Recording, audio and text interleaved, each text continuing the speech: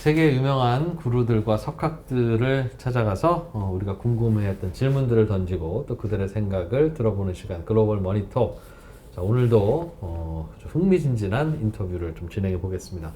글로벌 머니톡 항상 도와주는 분이죠? 중앙일보 강남구 기자님 어서 오십시오. 안녕하세요. 네. 고리타분하게 나온 거 아닌가요 지금? 네, 어울립니다. 아, 땡큐. 고리타분하지만 어울립니다. 땡큐. 네. 자꾸 이제 예전 같으면 별로 신경 쓰지 않았던 자꾸 외모에 대해서 신경 쓰이고 뭐 괜히 카메라 샤워를 좀 받아서 하고 또 뭐 자꾸 거울을 보는 시간이 예전보다 늘어나고 청춘도 아닌데 사실입니다. 예, 이제 그게 전형적인 우리 저 남자들의 갱년기 증상. 아, 그런 건가요? 저는 이제 이런 방송 노출되면서 네. 그래서 뭐랄까 촌놈 출세했다 뉴의 말을 한 줄 알았습니다, 사실은. 예, 어쨌든 나날이 잘 적응하고 계시고 고맙습니다. 고맙게 생각합니다. 다 저기 뭐 이프로와 김프로의 덕분입니다. 자, 오늘은 IHS라는 이거 보니까 금융산업 정보기업. 보통 기업들이 자기들이 어떻게 불리는가를 그러니까 매스미디어와 인터뷰할 때 이렇게 불러주십사 그러지 않습니까? 예, 그래서 저도 그대로 읽어드린 거예요. 입에 딱 달라붙지 않죠? 금융산업 정보기업인 IHS에서 일하고 있는 백신 분야의 분석가. 그러니까 구스타프 안도라는 분을 인터뷰할 예정인데, 바이오 애널리스트. 이분은 저 처음 들었습니다라고 해도 괜찮습니까? 당연하죠. 유명한 분은 아니에요. 전혀 유명하지 실력 있는 않고요. 분일 수는 있으나 그러나 스페셜리스트죠. 사실 미디어 노출은 많지 않았던. 백신이 그러니까 어떤 기술적인 그러니까 백신이 어떤 기술로 만들어졌고 이게 어떤 효과가 있다라는 어떤 그 제약회사 전문 지식을 알고 싶지 않고 알아봐야 뭐 이해도 못하고 그러나 이게 경제적으로 어떤 의미를 갖는가를 궁금할 때 최초로 제가 이메일을 띄워서 전화통화를 했던 그 전문가입니다. 그래서 오늘 그 3프로와 중앙일보 독자와 구독자분들에게 이 젊은 스페셜리스트 바이오 애널리스트로 소개를 하기로 했습니다. 구스타프 안도. 스웨덴 출신입니다. 북유럽 출신이고 IHS라는 기업을 좀 소개를 간단히 해야 될 것 같아요. 사실 그 우리 경제학을 공부하는 사람들이 계량 경제학 프로그램을 쓸 때 몇 가지를 씁니다. 근데 그 대표적인 그 계량 경제학 프로그램 가운데 이비우스라는 게 있는데 그걸 개발을 해서 판매하고 있고요. 그 다음에 경제 데이터 판매 기업입니까, 그럼? 경제 데이터도 판매하고 분석해서 지식을 팔기도 하고 거기에 분석이 기본이 되는 컴퓨터 프로그램도 팔고. 근데 사실 부럽죠. 사실 지식산업, 지식기업인 거예요. 알겠어요. 저는 개인적으로 사실 참 부러워요. 펀드 매니저들이 블룸버그 단말기를 본다면 이코노미스트들은 이 회사의 단말기를 본다. 이 회사의 그 프로그램을 이용해서 알겠어요. 학위를 받죠. 그런 회사군요. IHS. 예. 자, 그럼 오늘은 이 IHS의 백신 애널리스트 전문가인 구스타프 안도 이분과 인터뷰를 진행해 보겠습니다. 마침 연결이 된 것 같으니까 네, 질문을 좀 던져보죠. It's absolutely fine. Yeah, absolutely. It's very nice to see you. IHS가 발행한 기존 그 자료들, 보고서들을 잠깐 검토해 보니까 백신이 보급돼서 경제 활동이 과거로 돌아갈 수 있는 그 시점을 올 여름까지는 어려울 것이다라고 보셨습니다. 그 전망은 지금도 유효합니까? We've had both great news and then some less great news on the vaccines front. We've had new variants and strains of the disease emerging. All of these things could have impacted this forecast, but right now everything looks pretty much very similar to how we had expected it to do. So this is still our working assumption. 미스터 안도, 사실 오늘 저는 좀 기술적인 걸 좀 여쭤보고 싶습니다. 사실 저는 그 문과생이라서 잘 이해는 하지 못합니다만 요즘 백신이 코로나 백신이 대부분 mRNA, 메신저 RNA를 기반으로 해서 개발이 되고 있다 하는데 한때 지난번 몇 달 전 나와 인터뷰하에서는 이 메신저 RNA 기법이 상당히 불안하다. 그리고 안정성이 검증되지 않아서 SF 소설에나 나올 듯한 기법이다라고 말을 해서 SF급 테크놀로지라고 얘기를 하셨는데 실제로 어떻습니까? 이게 지금 많이 보급이 벌써부터 이제 접종이 되고 있는데 이 안정성은 이제 믿어도 되는 건가요? 어떤 건가요? Well, great question. And when we spoke a few months ago, we simply didn't know, right? The thinking here was that it looked promising. There was certainly a theoretical, understanding here that this could be a very, very interesting technology, but we just did not have the data to support it. And we'd had plenty of attempts to develop this kind of technology for other diseases, and it hadn't really worked, right? So there were significant uncertainties over how well this kind of technology would work against the coronavirus. Now, everything that we've seen has surpassed everyone's expectations. The data is, frankly, almost perfect, right? The 90% effectiveness rates that we're seeing, the lack of really any kind of significant, meaningful side effects.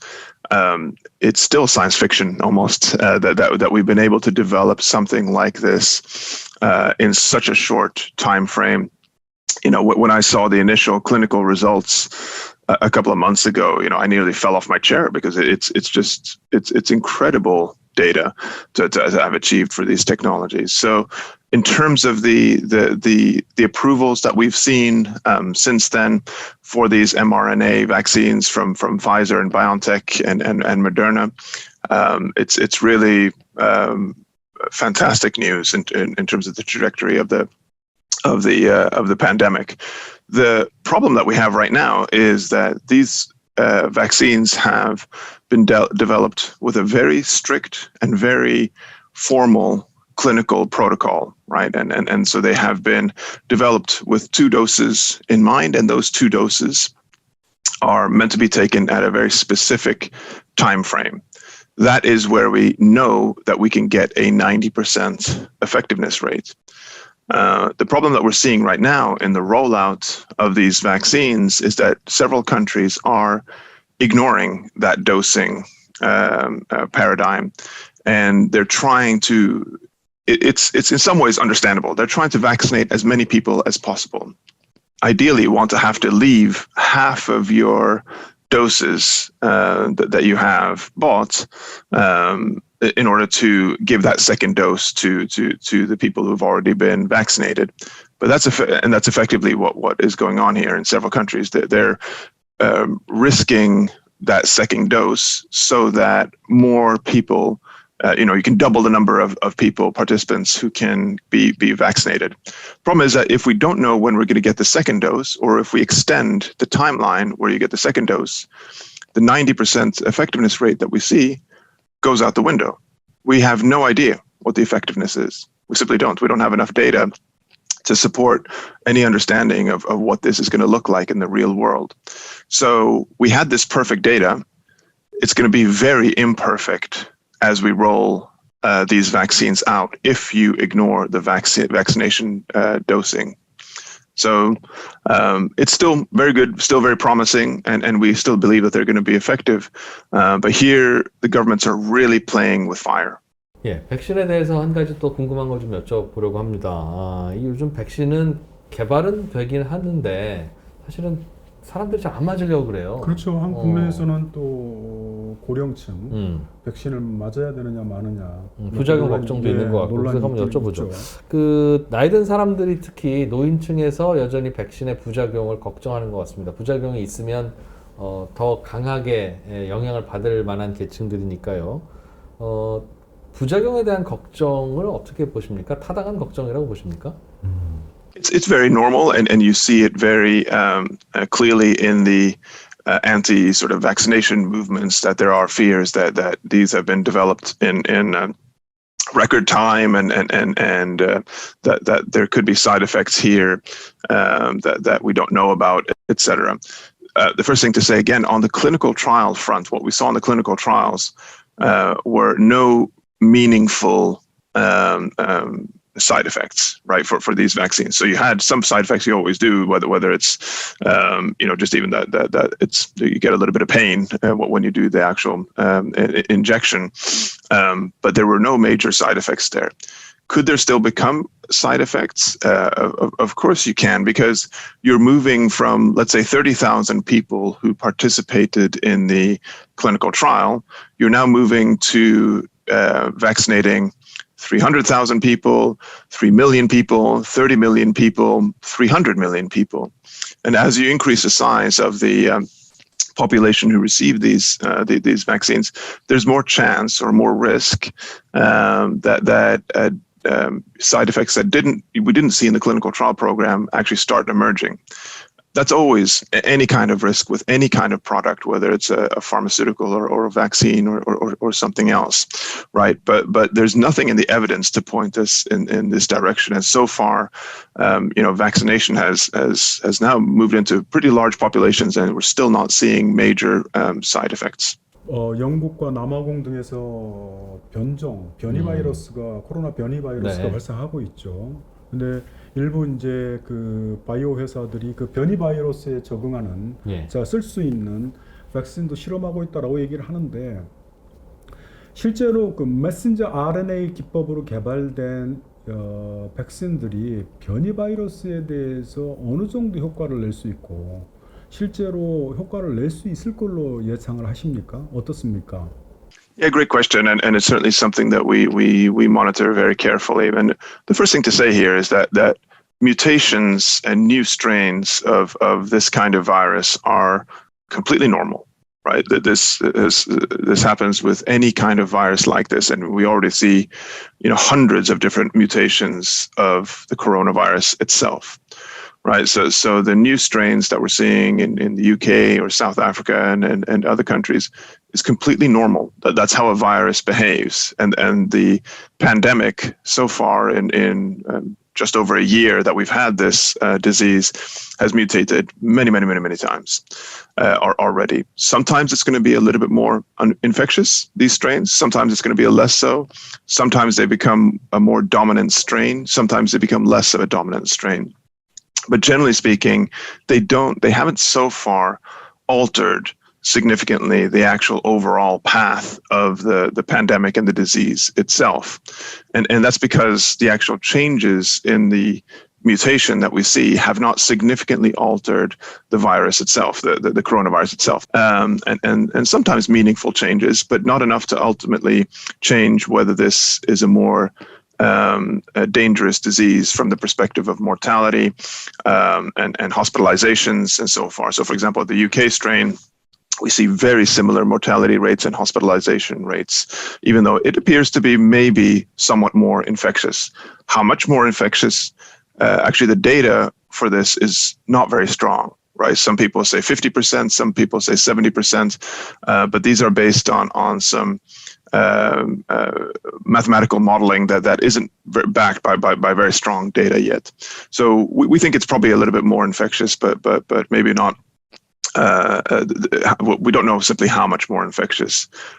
Whether the vaccines will work against them, there's a very, very high chance that they will, and that's because of the same reason that I was mentioning earlier, that the mutation itself hasn't significantly altered the structure of and the coating of the virus itself.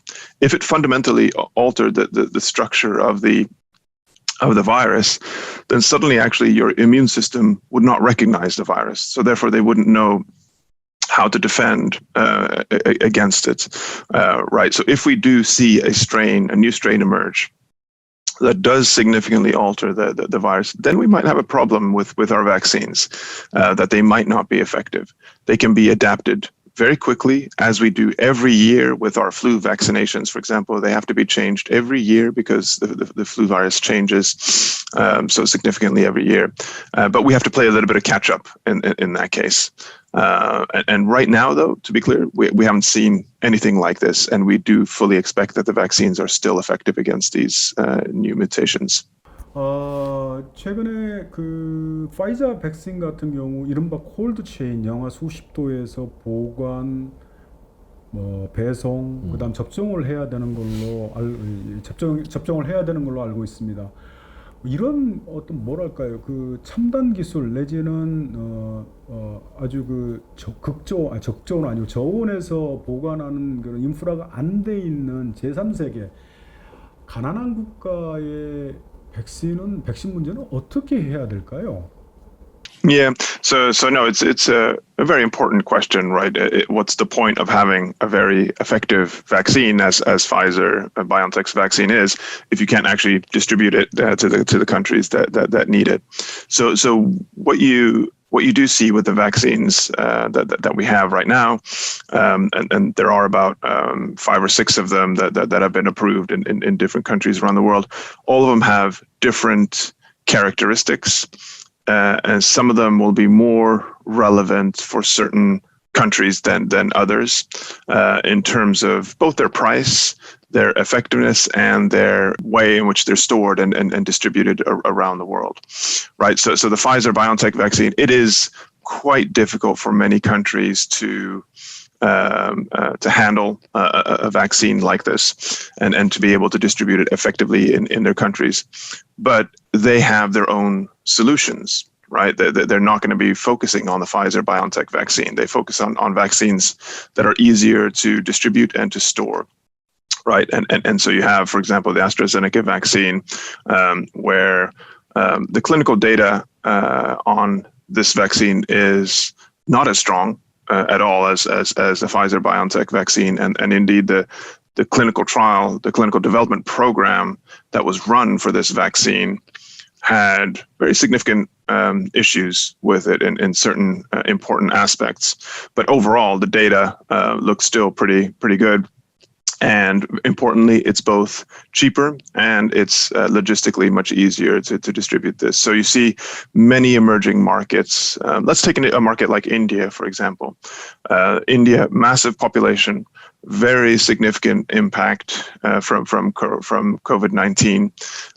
Very high rates, although they're it seems to be calming down, but still, it has a very big problem on its hand in terms of how to vaccinate such a large population with very poor access to healthcare facilities in many parts of the country. Pfizer BioNTech is just not really appropriate, as in their vaccine is just not really geared towards a market like that. It's too difficult for them to distribute it effectively. So they haven't invested in that vaccine. It's very simple. So they have approved a domestically developed version of the AstraZeneca vaccine, as well as a separate vaccine. The conditions in which those vaccines were developed are geared towards that market and towards more emerging market countries where the healthcare infrastructure is not equipped to deal with this kind of cold chain storage that Pfizer BioNTech's vaccine needs. And Pfizer BioNTech itself is developing a different version of their vaccine to be able to distribute it in emerging markets as well. 이프로, 네. 요즘 중국이 자국 백신을 아주 공격적으로 공급하려고 하는 거 알아요? 혹시? 제3세계 국가들한테? 제3세계 국가들. 공짜로 나눠준다고 하더군요. 그렇죠. 근데 독특하게 2차 세계대전 때 미국이 자국 농산물을, 잉여 농산물을 팔아넘길 때 어떻게 했냐면요. 그 농산물 구입 자금을 장기 저리로 차관으로 공급해 줬거든요. 아, 돈 빌려줄게, 이 돈으로 우리 농산물 사라. 그렇죠. 요즘 중국이 돈 빌려줄 테니까 우리나라, 그러니까 따옴표, 우리나라 백신을 좀 사라. 중국 백신을 사라. 중국 백신을 좀 사라. 그 말은 중국 백신 판매가 걱정인 게 아니라 이런 상황을 이용해서 뭔가 이른바 백신 외교를 좀 해보겠다. 그렇죠. 그런 뜻이죠. 그러니까 아까도 얼핏 말씀드렸다시피 이 서방이 만든 백신이 굉장히 유통과 보관과 유통에 어려움이 있는 것들이 좀 있거든요. 그리고 사실 고가입니다. 근데 중국산 백신, 네. 물론 이제 선입견일 수도 있겠습니다만, 그렇죠. 믿을 수 있는가? 그 부분을 한번 물어볼 때입니다. 미스터 한도, 사실 그 최근 데이터를 보니까 이게 사실 그 믿을 수 있는 건지 어떤지 모르겠습니다만은 브라질에서 시험한 중국산 백신의 효과가 50% 수준으로 나타났습니다. 과연 이 데이터 내지는 그 실제 시험의 유효성, 효과를 좀 믿을 만한가요? 어떤가요?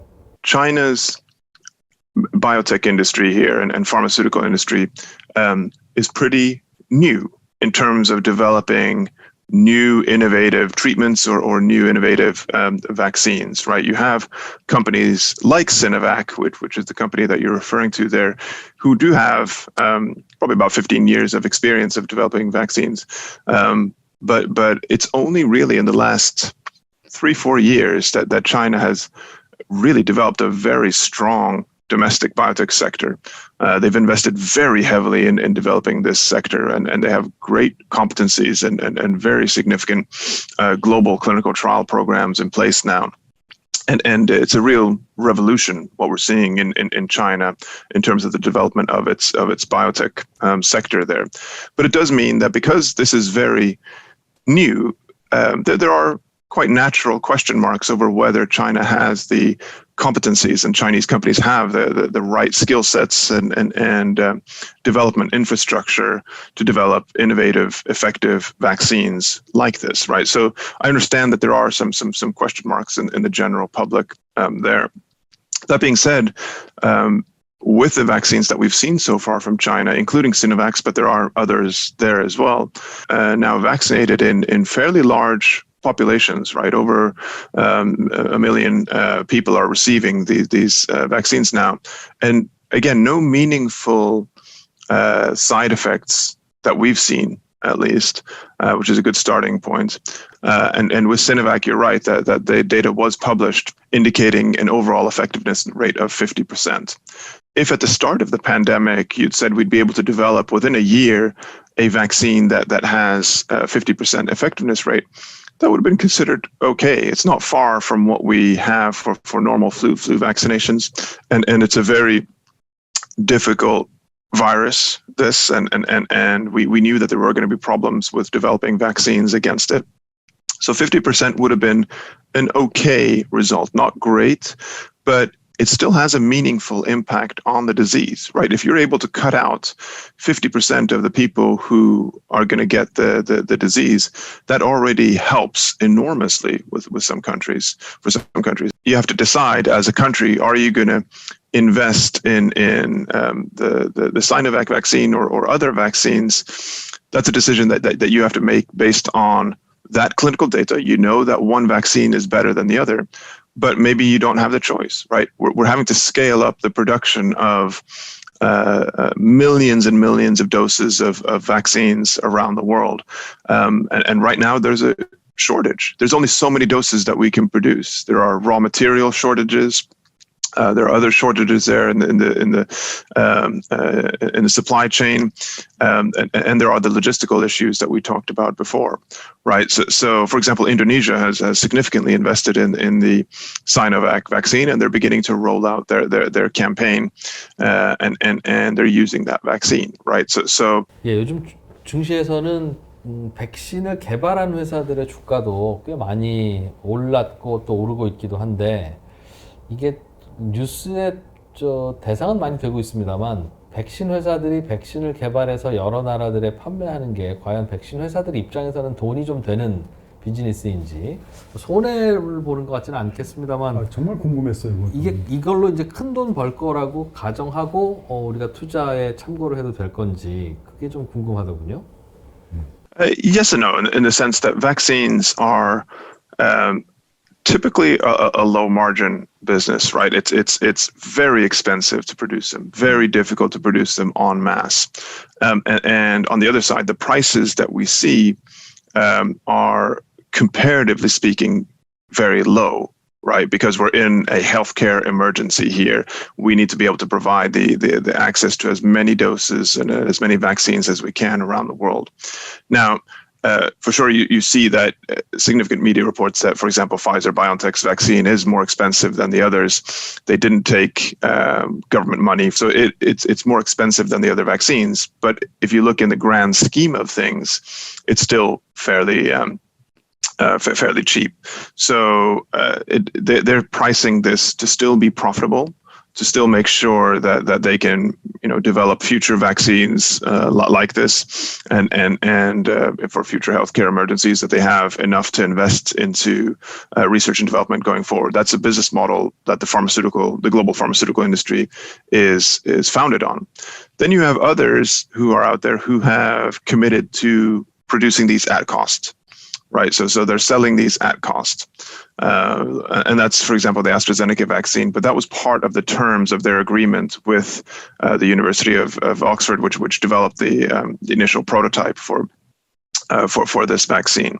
So there, the profitability margins are going to be very small. So any kind of windfall will be very, very minimal, right? Very, very small. But overall, the pharmaceutical industry itself is clearly a very, very healthy sector. It's one of the sectors that was least impacted by the global pandemic, because if you have various illnesses, you don't stop taking your medicine typically, right? So we've had to delay in some cases significant treatment, but overall the sector itself is very healthy because it's needed, right? And it's needed particularly in a healthcare crisis like this, right? The way out of this pandemic from the very first day pretty much was seen as being the pharmaceutical industry. We need it. It's a critical sector. And if something like this happens again, we're going to turn back to the pharmaceutical sector to get us out of it. 사실 백신 말고 다른 한편에서는 치료제가 한참 개발되고 있습니다. 사실 국내 모모하는 기업도 사실 치료제를 내놓고 있죠. 자, 근데 안도 백신과 치료제의 관계가 어떨까요? 코로나가 완전히 퇴치되기 위해서 백신만으로 충분할까요? 아니면은 백신 말고 또 치료제가 동시에 처방이 돼야 할까요?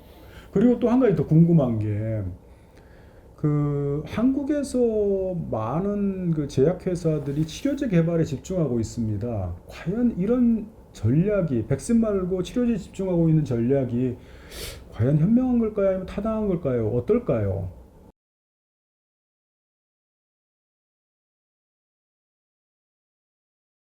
You're right to point out that the general focus has been on the treatments, right? So pharmaceutical drugs, and that's because that's how the industry has been set up, right?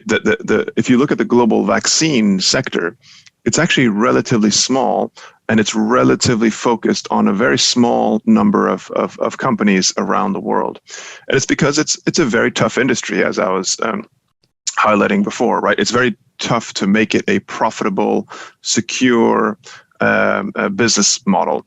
So that's why it's centralized around companies like GSK, Johnson & Johnson, Sanofi, companies like that, and it's difficult for smaller markets to still develop a very strong domestic vaccine sector. So South Korea's focus has, generally speaking, been on importing vaccines from elsewhere rather than developing their own. But the actual sector itself for COVID-19 has been developing some very interesting treatments as well. So if you're trying to compare the two, what's the difference between vaccines and treatments?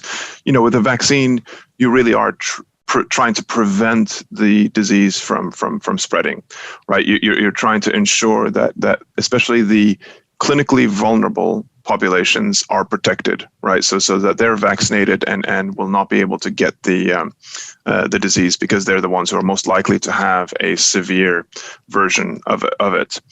And then on the treatment side, you accept the fact that there are patients out there, people are getting the disease, and in many cases it's a very severe version of the disease. So you're trying to provide care and treatment for them. You accept that they have the disease, and so therefore you're going to try your best to actually prevent people from hospitalization or dying from the disease.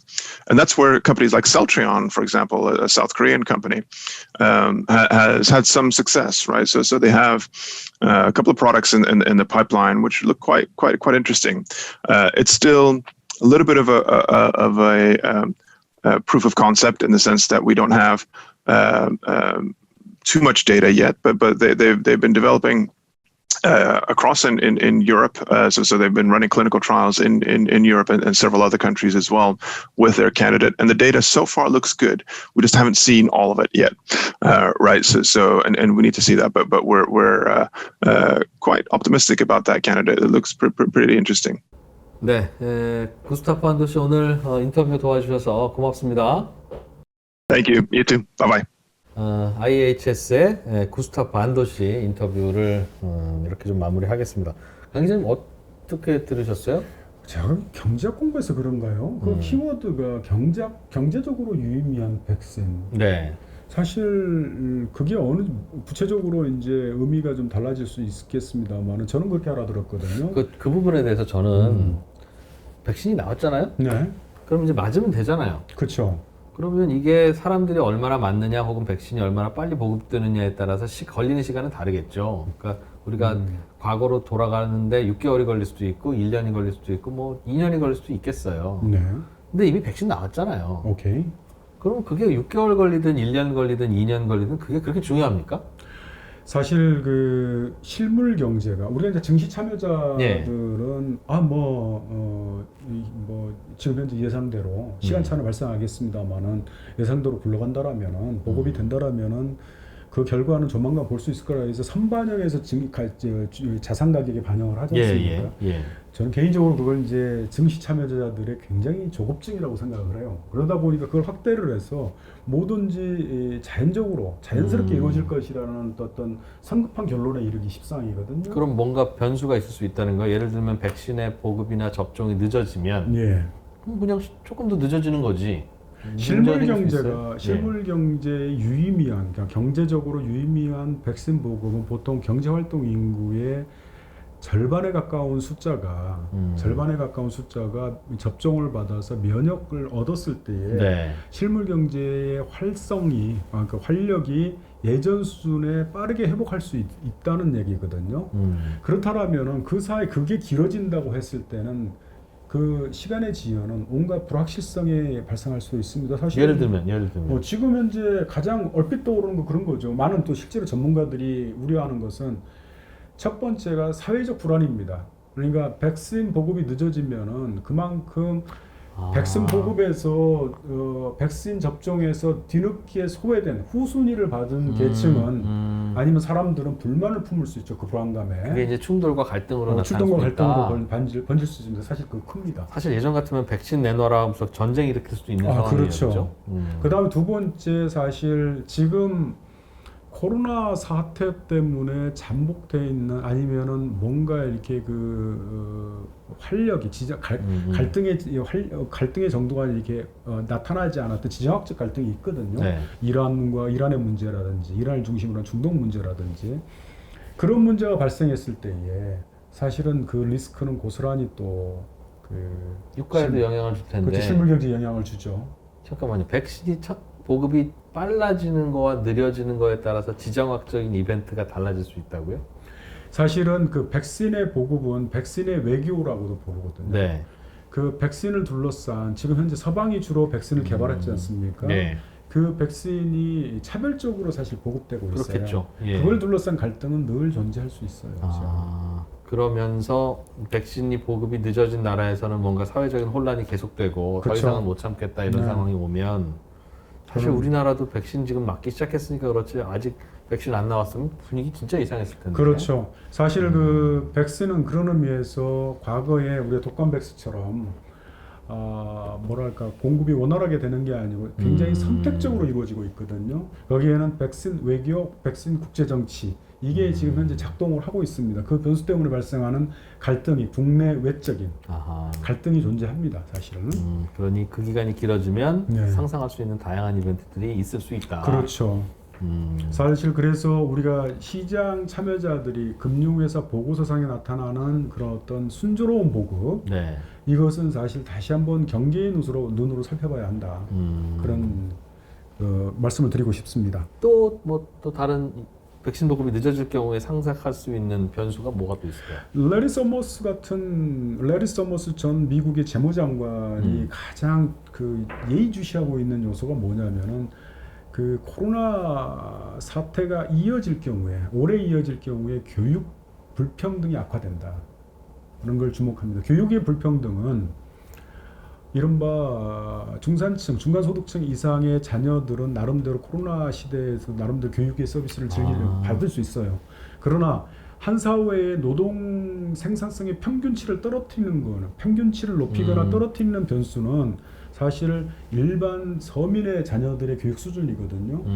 그 서민들의 자녀들의 교육 수준이 이런 코로나 사태가 이어지면 이어질수록 문제가 발생합니다. 이는 결국 노동 생산성으로 문제로 이어집니다. 그래서 지금 레리 서머스 전 미국 재무장관 같은 경우는 코로나 사태가 나온 교육 불평등, 교육 양극화가 미국의 장기적인 노동 생산성 악화로 이어질 수 있다라고 경고를 하고 있습니다. 요맘때 학교 다니던 계층들의 꽤 상당수는 그렇죠. 공부 제대로 안 못했을 때니까. 그렇죠. 충분히 가는 기간이 좀 짧다면 나중에 공부해서 좀 보충할 수 있을 텐데. 그렇죠. 고등학교 1학년, 2학년을 다 날려버리면 경제학적으로 그 생산함수, 노동함수를 바꿔놓기 이전에 사태가 치유되면 좋겠죠. 얘기 들었어요. 저도 교육 과정이 바뀌면서 이과생들이 이런 수학의 요 단원을 공부 안 하고 대학 진학하는 학생들이 몇 년 있었답니다. 그렇죠. 공대 교수들 아주 미쳐버리려고 하더군요. 이걸 모르고 오면 네. 우리 보고 어떻게 가르치라고. 그래서 결국은 뭐 남겨서 가르치기도 하고 따로 하기도 했는데 그 계층들은 아마도 대학원 가기는 쉽지 않을 거고. 실제로 국내 대학에서 일선 교수들의 몇몇 교수 얘기 들어보면은 코로나 학번의 학력에 대해서 우려하는 목소리는 분명히 있습니다. 이제 이게 짧으면 이제 회복도 되겠으나 그렇죠. 길어지면 이 인구 덩어리 자체가 뭔가 세대가 형성이 되는 사망할 거죠. 때까지 큰 골칫거리가 될 그러니까 것이다. 세대가 형성이 되는 거죠. 그러면 과거의 흐름과 다른 세대가 형성이 되는 겁니다. 새로운 세대가. 그렇기도 하고 그런 특히 변수가 있습니다, 사실. 그런 분들은 특히 저소득층 자녀일 가능성이 높으니까 그렇죠. 또 여러 가지 문제도 있을 수 있고. 예. 생각 못했던 일이군요. 이게 저는 백신만 나오면 시간 문제인 줄 알았어요. 근데 시간이 중요하네요. 그게. 다시 한번 말씀드리지만 금융시장, 특히 증시시장 참여자들의 선택함으로 실물 경제와 실제의 어떤 흐름을 미리 예단하면은 순간 판단 착오를 일으킬 수 있습니다. 그렇군요. 알겠어요. 저도 미국의 연준이 최근에도 뭐 비슷한 아직 경제가 회복된 게 아니고 끝까지 회복돼서 저소득층의 실업률이 낮아질 때까지 바로 그 점입니다. 돈을 열심히 풀고 통화 정책을 유지하겠다고 하길래 네. 이건 시간 문제인데 지금 자산 가격 과열도 만만치 않은 부작용 아닌가? 이제 이런 걱정을 혼자 잠깐 하고 넘어갔던 기억이 있는데 네. 말씀하셨던 그 부작용은 빨리 치유되지 않으면 상처가 남는군요. 그렇죠. 그래서 그 상처가 그러니까 포스트 코로나, 포스트 팬데믹의 경제 어떤 상처를 남길 것인가 그 예측 게임이 지금 활발하게 이루어지고 있습니다. 강 기자님도 많이 아십니다. 주소들은 기자가 주소들은 큰 말이죠. 예, 오늘 IHS의 백신 전문가 구스타프 안도의 인터뷰 여기서 마무리하겠습니다. 글로벌 모니터 시청해 주셔서 고맙습니다. 다음 주에 또 뵙겠습니다.